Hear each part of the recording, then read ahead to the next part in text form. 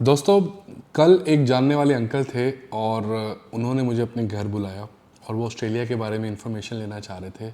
2 बच्चे हैं उनके, मिडिल क्लास फैमिली से बिलोंग करते थे और वो चाहते थे कि उनको मैं गाइड करूं कि उनके बच्चों का क्या फ्यूचर हो सकता है ऑस्ट्रेलिया जाके, अगर वो स्टूडेंट वीज़ा पे उनमें से किसी एक को बाहर भेजें, क्योंकि वो किसी एक को ही बाहर भेज सकते हैं फाइनेंशियल कंडीशंस के लिहाज से।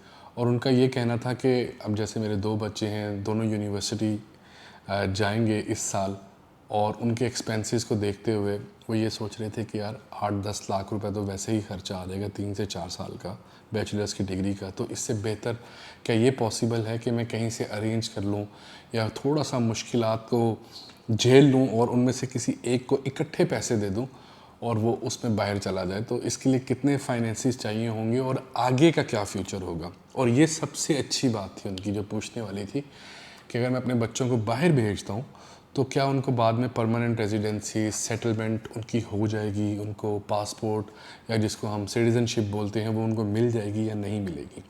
तो मेरा एक अपना एक मशवरा था उनको जो मैंने उनके साथ शेयर किया और वो मैं आप लोगों के साथ भी शेयर करता हूँ। हो सकता है किसी की रहनुमाई हो। बस आपने ये ज़रूर जहन में रखना है कि ये कोई भी लीगल एडवाइस नहीं है और सेकेंडली ये मेरा एक पर्सनल एक्सपीरियंस है जो कि डिफ़र कर सकता है बाकी लोगों के साथ भी।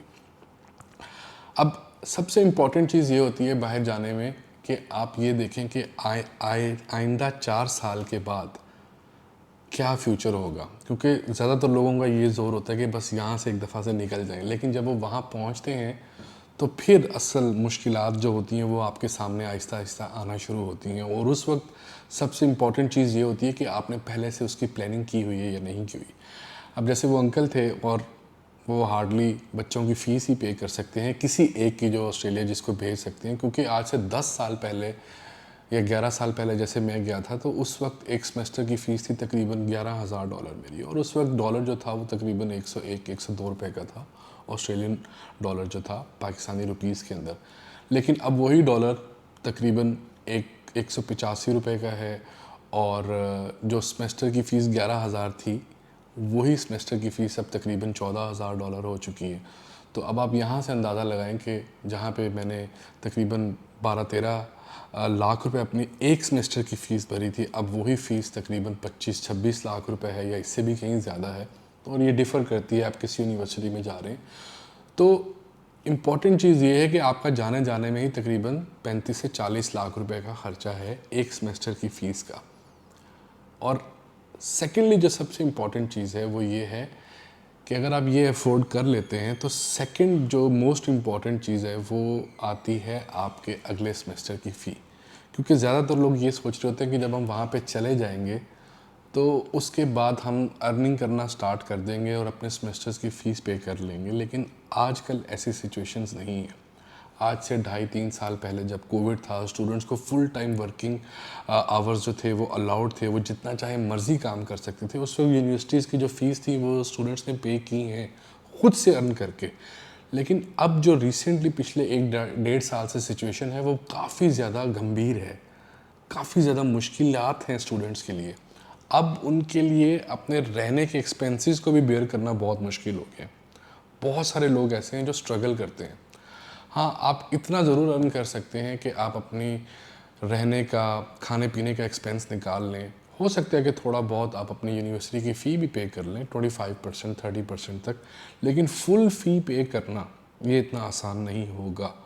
और गवर्नमेंट अब काफ़ी ज़्यादा पकड़ कर रही है उन लोगों की भी जो एक लिमिटेड आवर्स जो स्टूडेंट्स को अलॉट होते हैं उससे ज़्यादा काम करते हैं, और उसके बाद आपके वीज़े के अंदर भी मुश्किलात आ सकती हैं। तो हो सकता है कि आपको अपने सेकंड सेमेस्टर की फीस भी घर से मंगवानी पड़ जाए। तो उस सिचुएशन के अंदर आपको मेंटली और फाइनेंशियली इस चीज़ के लिए रेडी रहना है। हाँ, ये एक चीज़ ज़रूर पॉसिबल है कि अगर आप अपनी यूनिवर्सिटीज़ कंप्लीट कर लेते हैं और कंप्लीशन के बाद आप अपने अच्छे पॉइंट्स के साथ आप अपनी परमानेंट रेजिडेंसी को अप्लाई करते हैं तो उसके चांसेस काफ़ी ज़्यादा हैं कि आपको परमानेंट रेजिडेंसी मिल जाएगी।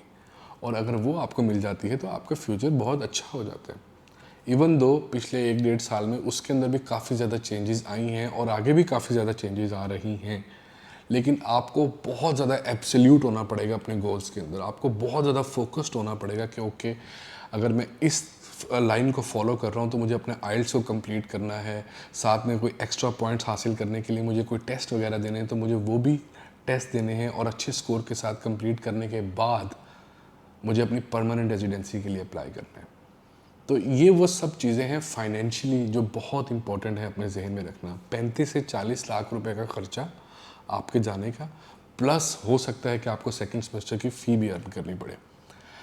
अब एक चीज़ यहाँ पे और बहुत इम्पॉर्टेंट थी, क्योंकि उनके जो 2 बच्चे थे अंकल के, वो अब यूनिवर्सिटी जाने वाले थे बैचलर्स के लिए, तो वो ये सोच रहे थे कि क्या इनको बैचलर्स में भेजें या इनको मास्टर्स के लिए भेजें ताकि थोड़ी सी मैच्योरिटी आ जाए। तो इसके बारे में भी मैंने उनको अपनी राय ज़रूर दी।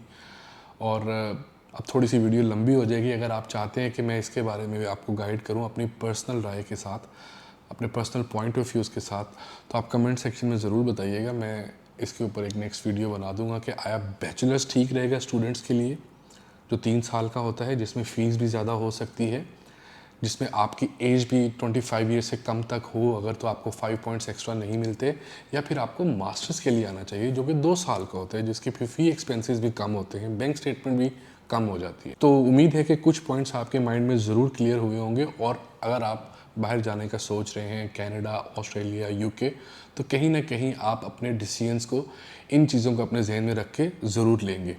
अपना ढेर सारा ख्याल रखिएगा। Till that, thank you so much, piece.